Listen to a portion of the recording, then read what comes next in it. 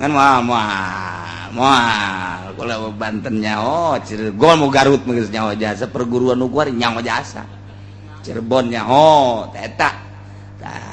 di unggal tahun trennya tilok aya Tangerang ngilu tilok aya Tangerang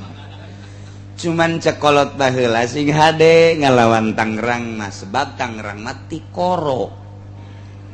beda tikoro mah atuh hartina tikoro atuh kabeh ge lempang kan melalui tikoro Banten neuk ka Garut liwat Tangerang asup heula ka tikoro lamun teu pamit di Tangerang eles ya kudu pamit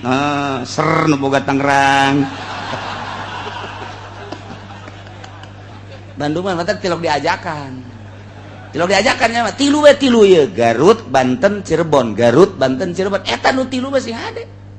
lain lalagaan tah Garut Banten Cirebon tilu eta mah terus we unggal tahun tah mah diadukeun unggal tahun atuh sia mah buka nyaho sih kudu nyaho ti aing bayaran aing mah guruna kukula mun dibejakeun ngaran-ngaran aya Bandung, Garut, Cirebon, deuk tarung di Banten tetep kudu pamit heula ka Tangerang. Lamun teu pamit eleh bae kajen kumaha ge. Ieu lah pergaiban teh kos kitu. Jadi kalau mun menganut ilmu pergaiban, urang deuk ka Banten aya 4 nu kudu disalaman. Hiji begitu urang asup ka Serang, didinya aya nu ngageugeuh. Kadua asup ka Banten didinya aya nu ngageugeuh. Begitu urang deuk asup ka Kesultanan aya deui asup urang ka jero Kesultanan 4 tak urang mun deuk ka Banten teh atuh siapa ngadaharan saoma lulus sih tilok sulam salam tuh teh jawaban nah ieu ge keur carita ilmu Banten tetep deuk tarung jeung Garut di Tangerang kudu hatur salam heula uluk salam heula teu uluk salam geus pokona mah kajen 1 juta kali ilmu Banten rarang sadan dibawa ke Garut rarang sadan geus hiji baca hiji berbagai hiji permainan jeung permainan eleh bae kitu kene Garut deuk ngadu di Banten teu pamit heula atuh disepakan kurang Banten jadi aya boga permainan mah teu ngan boga pataluka dia tuh mending eta lamun lain kita wali Allah ieu moal hayang urang ngadengikeun coba urang maca koran kuari koran Tangerang teh naon ngaranna Tangerang sia naon ngaranna ngomong atuh koran Radar baca ku urang paling nu ngadengikeun tiluan obatan liwan lah kos kitu ieu tuh malah yang ngadengkeun bangsa buatan Pasek malah yang ngadengkeun radar ngadengkeun satelit ngadengkeun pos kota ngadengkeun Kompas Merdeka tah mah sapoe baca jumpa majikanana keur meulahan lauk jeung naon eta dikata tanggakeun bungkus tah koran tah cikene mah dibeli dibaca pakai bungkus ieu teu wani urang pakai bungkus kos kitu boleh lalagaan kitab buatan wali nyaksian di kurang didenge baca haju kurang didengekeun atuh pan ieu jadi saksi utawi iku jadi saksi nu nyieun mah atuh nu teu nyieun ge atuh nyaksian nu nyieun utawi kadinya tah nu nyieun iku geus ngadengekeun wan wali mah teu maot buat ting sohibul kitabna ieu musannifna nyana keur hadir di dieu ulah dikira baheula abah ngaji Ihya Ulumuddin ba'da maghrib minajul abidin ba'da maghrib keur meujeunna dibahas aya belah dieu tah belah kulon jelema make jubah kasep eureun keur ngaji teh eureun kunaon ngaji tapi terus deui nyileuk ke belah kaler ka dieu eureun deui ngajina gitu eureun deui ngaji deui terus diuk pe di dieu di kaler tah nyana ngaji we almarhum Abah Minhajul Abidin ba'da maghrib telila terus eureun beres ka jero belila deuk salat isya nanten nu biasa 8:30 ieu mah datang ka jam 10 santri teh lila ngadaguan karena keluar geus terus we ngaji-ngaji sababaraha poe kula nanya kejadian tersebut teh gua eta cenah waktu keur ngaji teh Imam Ghazali hadir coba eta tuh ieu buat teh hadir di belah mana meureun teh nyaho dideulekeun we nyangan nyana paling neulekeun ka nundutan nyana ye tah budak teu nganggap cenah ka aing sial jasa Masya Allah beda tuh aing ngaji jeung ke kitab wali mah lain deui ya Allah nyadarkeun diri urang ngarasa diri urang loba dosa sebabnya nama geus jadi ahli Allah urang dibaca berarti urang cinta geus cinta ka wali Allah tuh diaku kunyana ieu loba faedah-faedahna mun urang macakeun kitab wali-wali Allah subhanahu wa ta'ala kadanan urang ngarang maca-maca macana ge hese atuh ngahartikeun makomo atuh urang ngadengikeun sadatangna otak urang jalayeun otakaneun urang atuh ieu mah ngan sadatangna bae urang samampuhna gegedena mah jalayeunna naon nyambungkeun diri jeung para ulama nyambungkeun diri jeung para wali-wali Allah subhanahu komo ieu mah kuari ngaji anu geus teu kapake ieu hukum-hukum teh dipake di negara urang mah ngaji bab kisos padahal nas walil qisasi hayatu ya ulil mun di hiji nagara dilaksanakeun jelema zina dihad zinah muson ranjam maling potong leungeuna jelema anu maehan paehan deui teu kudu aya polisi polisi teh aja ngamankeun lamun dilaksanakeun hukum Al-Qur'an di antarana kisos di Indonesia bae heula di mimitian eta teh geus teu kudu aya polisi jang pengamanan modal kitu paling ge jang perang doang sebab aman atuh urang neudeun sendal di masjid ge sababaraha poe moal aya nu maling kuari mah urang salat Jumat ka masjid teu khusu sendal kainget-inget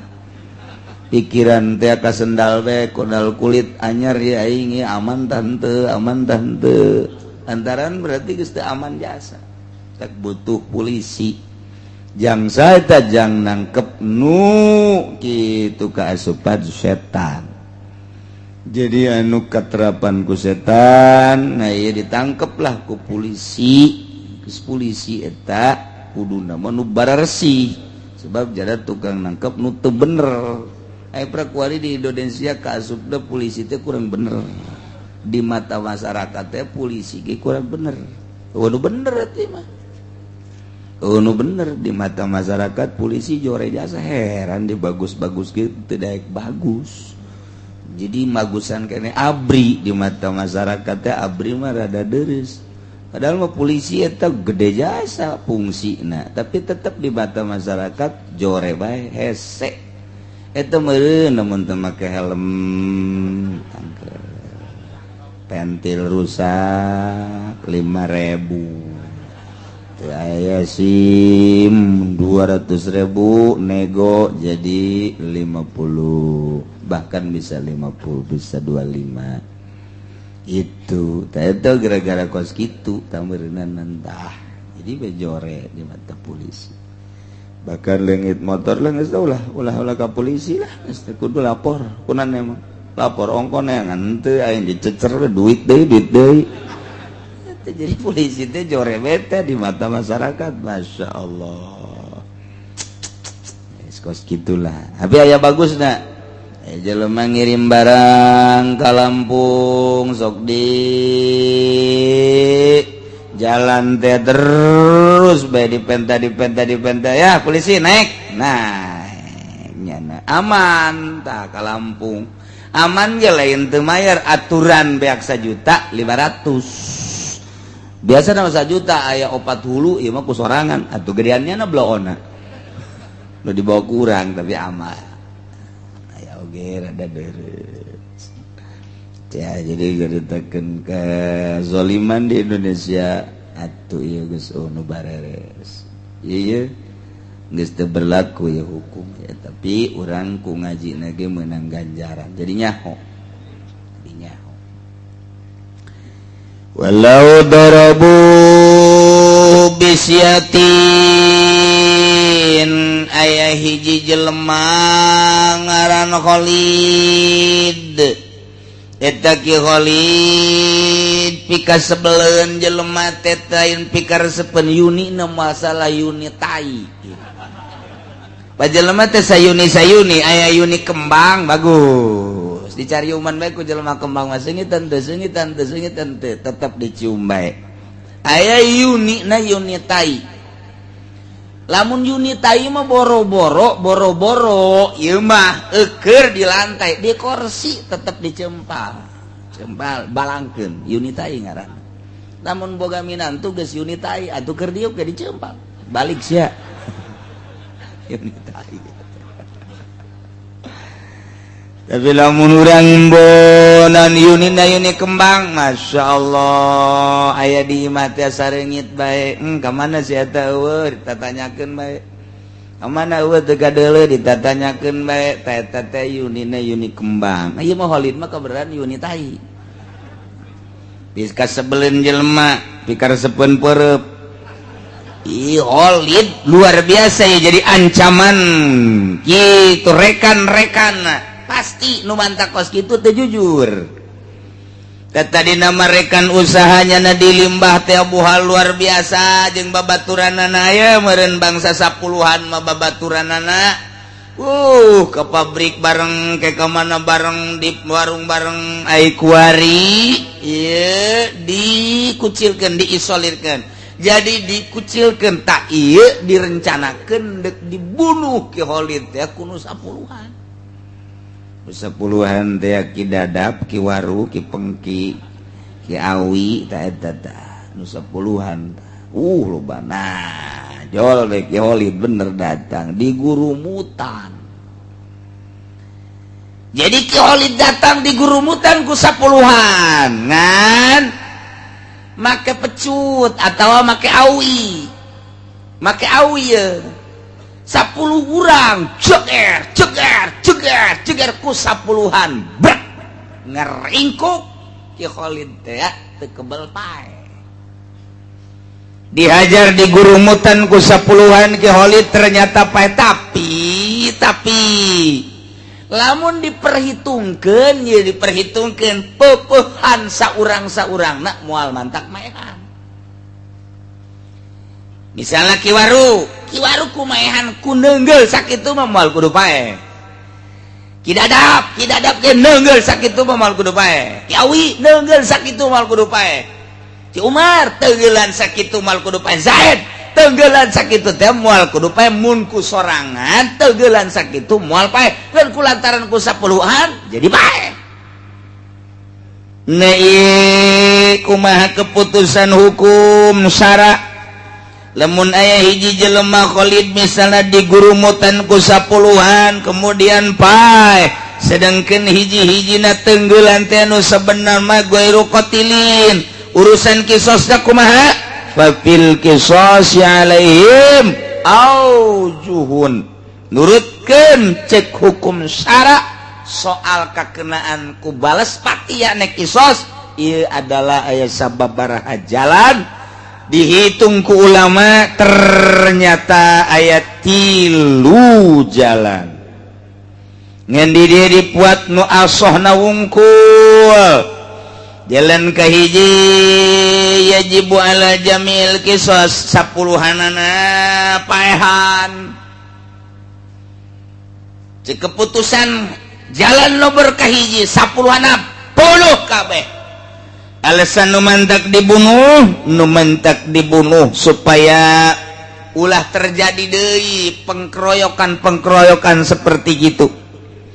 biasanya nama bulut kabeh supaya kaila yasiru zari'atan ilal qatli ulah sampai terjadi di mun engke dibunuh kabeh 10 batur moal daek ngeroyok deui kahiji. Nomor kedua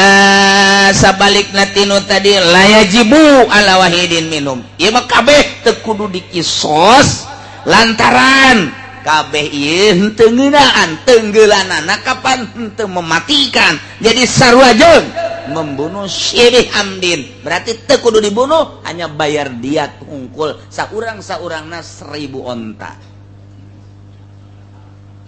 lumayan tah 1000 kali itu hiji onta teh mun urang 1 juta lah 1 juta 10 juta jadi 1000 kali 10 juta seberapa 1000 kali 10 juta ya. Dasar SD puyeng nih mah puyeng jang hitung yang budak SD mah 1 juta tambah 0 hiji jadi sabaraha isi musik itu kan gehesek eneh bae jadi 1000 gitu tambah 3 gitu 1 juta tambah 3 jadi seberapa 1 miliar siapa nyawa ngarantunya rupa itu 1 miliarnya asal kapai ge moal tanya kalau duit 1 miliar moal paling jago 1 juta 2 juta tak geus digenengan bae kudu diimah aduh keur carita ta eta kos kitu mahal horeng jelema teh ieu lamun 10 miliar ulah dibunuh bayar diat bae nu cak nu awal mah bodoh kabeh teu kudu bayar diat supaya ulah terjadi deui kaul kadua mah ulah dibunuh sebab pukulanana tidak mematikan mun saurang-saurang mah moal paeh mun saurang mah kulantaran 10 haji gurumutan paeh ieu bayar diat bae. Nah kaul nu katilu dibuat di dieu ialah nu paling asoh berdasarkan dalil-dalil otentik setelah ditarjeh eseta lamun urang nyaritakeun tarjeh panghese-hesena narjeh sebab neangan kaul nu paling kuat tuh mentek Ibnu Hajar mah jago jasa ahli tarjeh manehanna ieu kieu putus kieu oh ieu kieu putus kieu eta teh lamun jelema geus kos kitu luar biasa otak mah teh urang tinggal nuturkeun bae Imam Romli Ibnu Hajar teh eta bangsa jelema-jelema nu otakna brilian geus teu kudu hararese mukaan ijtihad cara Muhammadiyah mending mun becus buku teh becus atuh teh tinggalin bae dina kitabna joknya da Ibnu Hajar motom spira ulama cekal bukna tutugkeun habek ulama hese kos tu becus bae nah kalau katilu asahuha yajibu intawatu jadi kalau nukatil musigar tengah nukatilu pang asohna nu dua tadi adalah asupna kana soheh muqabil soheh ialah asoh ialah nu bisa dipertanggungjawabkeun yajibu wajib dikisos intawatu lamun memang manehanana mupakat ay ittafaqu ala darbitil kadarabat manehanana memang benar-benar bertujuan untuk membunuh nah ieu mah nurutkeun cekaul Allah tetap wajib kakenaan ku kisos keseluruhannya jadi ditilik heula motifna apakah cuma dek menganiaya apakah memang nyana bener-bener dek ngabunuh karena ya jelema cuma dek nganiaya doang terjadi pae eta ditinjau heula teliti heula iyalah kudu disidangkeun heula ka meja hijau setelah diteliti dari hasil penelitian mengarah kana tawatu ieu bunuh kabeh supaya ulah terjadi pengkeroyokan deui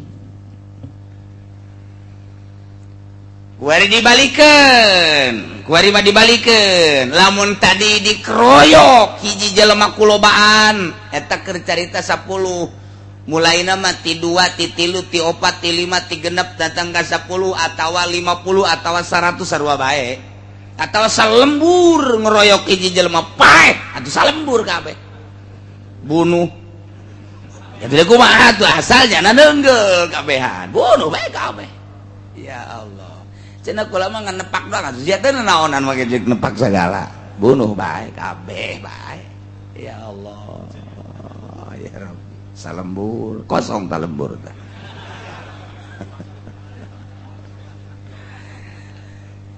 kuarima dibalikeun aya hiji jelema sorangan ngabunuh jelema lobaan sorangan limanya ngabunuh lobaan aya 10 dibunuh ku sorangan kakarak 10 sabelah aing 40 ya sabelah ieu 40 sia mun hayang nyaho mah ieu mah kakarak 10 leutik tawa 10 mah teh dibunuh ku nyana 10 ku sorangan ai tadi mah itu sorangan ku 10-an ku ari mah 10 ku sorangan Masya Allah pohara jasa emang pantes jelema sorangan ngabunuh 10 ge lamun okos Sayyidina Umar Sayyidina Umar mah ieu kumisna ge ta gambaran dina kitu caritana hikayatna ti dieu gede ka dieu makin leutik ka dieu mecut jampang jago Betawi mah can sakumaha ka dieu wah aduh Sayyidina Umar jeung carang seuri Sayyidina Umar Jawara seuri teh jore Jawara seuri we kos algojo kumaha atuh lain algojo wae dipilih pada lagu aja tuh nu tilok sehari tilok paling gaya nama mesem sebelah tapi si Umar iya nanti kacekel kusorangan pepetianan namun dikitukeun teh teu nempel urang mapan kusorangannya ke kacekel ku gede jasa berarti seter Sayyidina Umar Masya Allah detik pangadegna nu luar biasa wah moal aya di Mekah tenarna Sayyidina Umar sieun kabeh Sayyidina Umar jadi lamun Sayyidina Umar geus nampiling dak kelenger di Sayyidina Umar sakitu can make menyem-menyem eta oh kok make menyem-menyem teh ieu ge aya hiji jelema gagah maehan lobaan Kiholi tatadina kabur ti lemburna haju ka ditu ka Banten belajarnya na di Ciseeng. Waduh luar biasa pencat Ciseeng teh atuh. Ngagelok deh kadinya tata Karawayan. Oh harap tati Cibeo meureun terus kadinya nyana. Permainanna geus bisa pucuk umun satungtung deuleu. Pokona mah jangan keluar tina syariat eta ilmu kos kitu mata tak rawayan teh kos kitu nyanam aing moal ngaganggu ka dia ulang ngaganggu kang aing cak rawayan tuh dia ngaing-ngaing itu tah bahasa rawayan mah cakeun aing bakal ngelek ku dia ngan tetep aing bakal perang jeung dia bahasa rawayan eta kos kitu sebab aing boga ilmu pucuk umum 40 imah ku aing bisa salengkah tetep aing eleh perang mangan tetep aing kudu perang wae jeung dia tolol tuh coba eleh geus nyaho tapi perang wae urang teh bakal perang deui ti mimiti Tangerang Serang Pandeglang tah kadinya ka Cibeo tah eta mah kabeh bakal perang bae mantap ieu ku ari nyana ka dieu dagang naon kitu ngaranna madu sagalana eta teh jana keur nyelidik jalan lain dagang-dagang deui ieu teh deuleu sejarah Banten emang kumaha gitu supaya engkenya nyaho jalan mun di pasar Kemis ka dieu di etek ka dieu mantak cenah mah lain sadagang-dagang karuyuk ge nya dagang karuyuk terus bae ku nya tah cek cenah ge dia ulah ngaganggu ka ngaing-ngaing moal ngaganggu ka dia ngaing-ngaing pokoknya mah aing bakal eleh cenah mun perang jeung dia, tapi aing mah bakal perang bae jeung dia.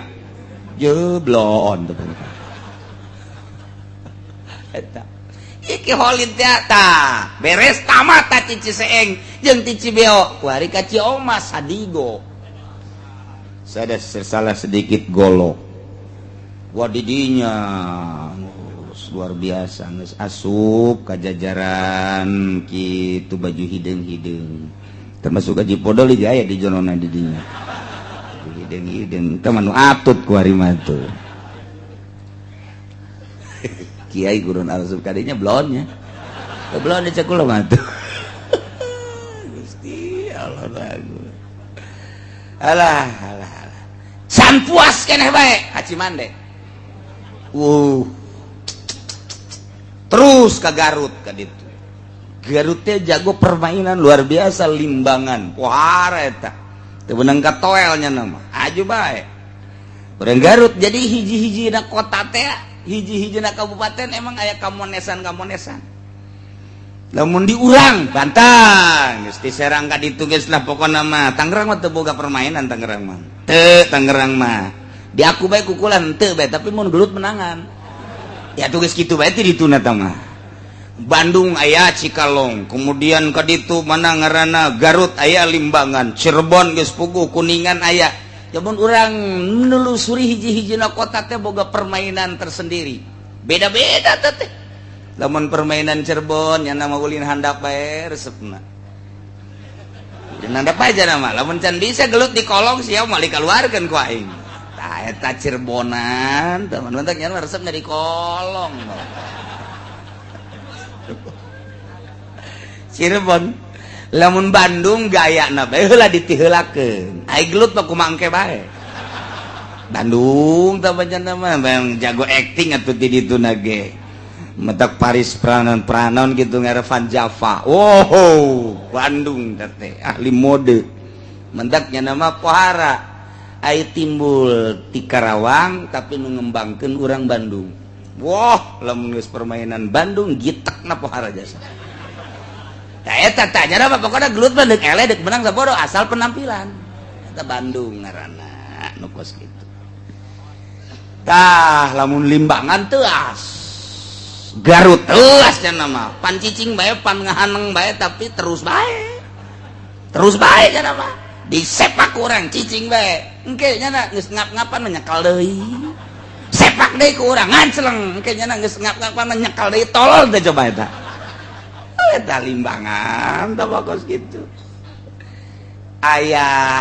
diadukeun sataun sakali Banten jeung Limbangan Banten jeung Garut, permainan Banten jeung Garut diadukeun satahun sakali perguruan pencat ya. Bandung mah elehan bae. Bandung mah mata tilok diajakan. Tilok diajakannya mah tilu we tilu ye Garut, Banten, Cirebon, Garut, Banten, Cirebon. Eta nu tilu mah sing hade. Lain lalagaan tah Garut, Banten, Cirebon tilu. Eta mah terus we unggal tahun tah mah diadukeun unggal tahun. Atuh sia mah buka nyaho sih. Kudu nyaho ti aing bae heran aing mah. Guruna kukula mun dibejakeun ngaran-ngaran aya. Ngan moal kula Banten nyaho, Cirebon mau Garut mah geus nyaho jasa, perguruan nu kuari nyaho jasa. Cirebon nyaho, eta. Tah, dis unggal tahun tren nya. Tilok aya Tangerang milu, tilok aya Tangerang. Cuman cekolot baheula sing hade ngalawan Tangerang mah sebab Tangerang mah Tikoro. Beda Tikoro mah atuh, hartina Tikoro atuh kabeh ge leumpangna kan melalui Tikoro. Banten neuk ka Garut liwat Tangerang asup heula ka Tikoro. Lamun teu pamit di Tangerang eles ya. Kudu pamit. Ser nu boga Tangerang. Bandung, Garut, Cirebon, deuk tarung di Banten tetep kudu pamit heula ka Tangerang. Lamun teu pamit eleh bae kajen ku kumaha ge. Ieu lah pergaiban teh kos kitu. Jadi kalau mun menganut ilmu pergaiban, urang deuk ka Banten aya 4 nu kudu disalaman. Hiji begitu urang asup ka Serang, didinya aya nu ngageugeuh, kedua asup ka Banten didinya aya nu ngagegeh begitu urang dek asup ka Kesultanan aya deui asup urang ka jero Kesultanan opat tak urang mun dek ka Banten teh itu siapa ngadaharan saoma lulus sih silok sulam salam tuh teh jawaban nah ieu ge keur carita ilmu Banten tetep ndek tarung jeung Garut di Tangerang kudu hatur salam heula uluk salam heula teu uluk salam enggak sokana mah kajen 1 juta kali ilmu Banten rarang sadan dibawa ke Garut rarang sadan geus hiji baca hiji berbagai hiji permainan jeung permainan eleh bae kitu kene Garut dek gaduh di Banten teu pamit heula atuh disepakan ku urang Banten jadi ai boga permainan mah henteu ngan boga pataluka dia tuh mending eta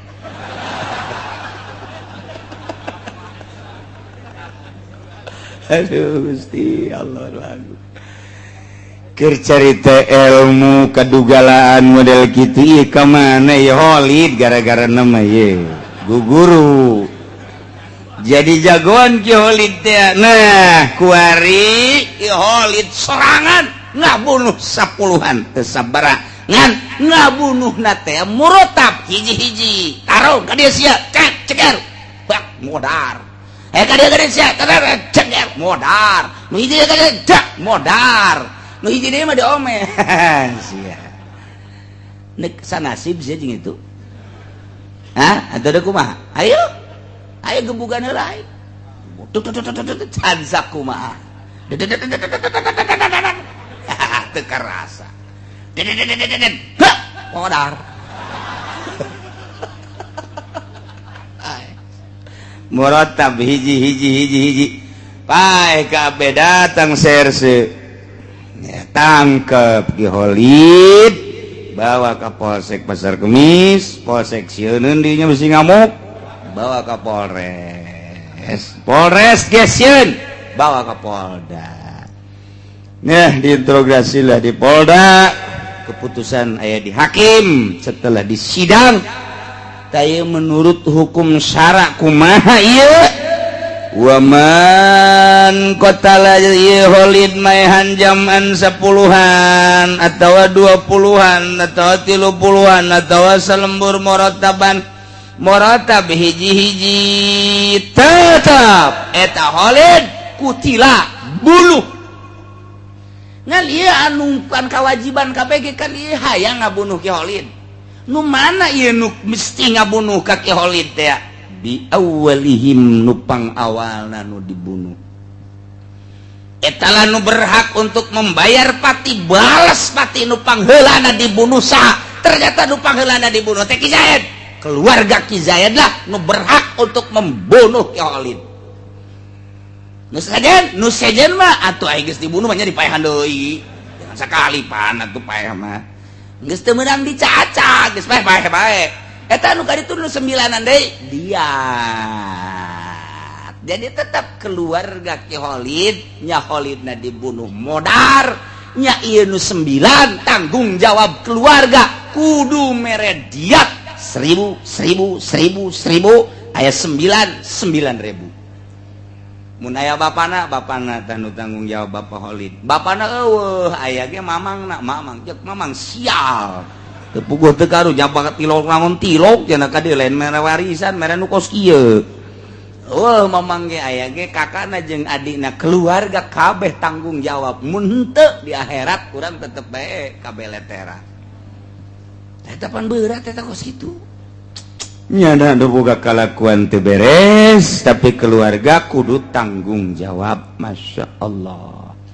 kumaha lamun sakaligus ngabunuhna Ki Zayed 10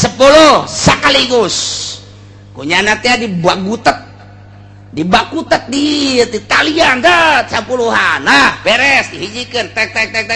langsung pedang budak sakaligus kumaha lamun Ki Holid gabunuh damaan sakaligus saha ieu anu kamistian kawajiban malas isos malas pati fabil qur'ah maka ieu mah kudu diundi sebab nu awal nu akhir tina 10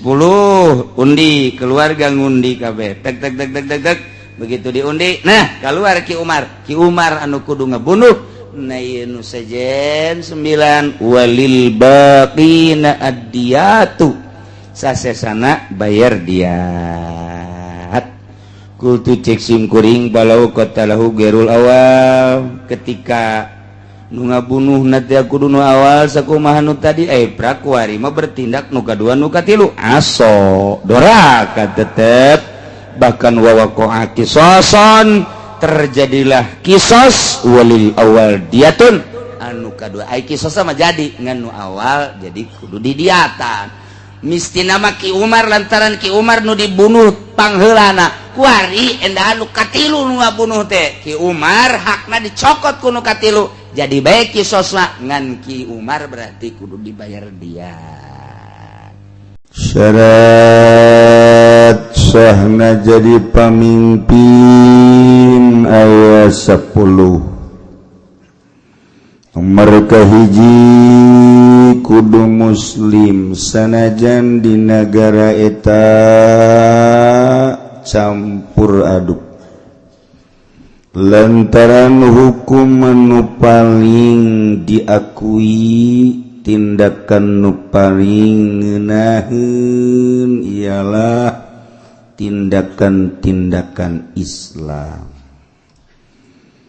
maka tesa fala tasihu tauliyatu kafirin tesah ngajadikeun pamimpin seorang kafir cing hade baik pemimpin nomor hiji raja presiden tawa gubernur bupati camat ulah datang ka kafir doraka nomor kedua kudu mukallaf jelema lamun teu mukallaf budak misalna edan misalna boro-boro dek mimpin urusan batur sadalah dirina ge urusan jadi kudu bener-bener nu mukallaf ulah budak ulah nu edan di urang memukalap ngan bertingkah kos nu edan malah ngaedan-edan maneh gitulah di negara urang perbaiki gerak ulah sampaikan ka urang ngadenge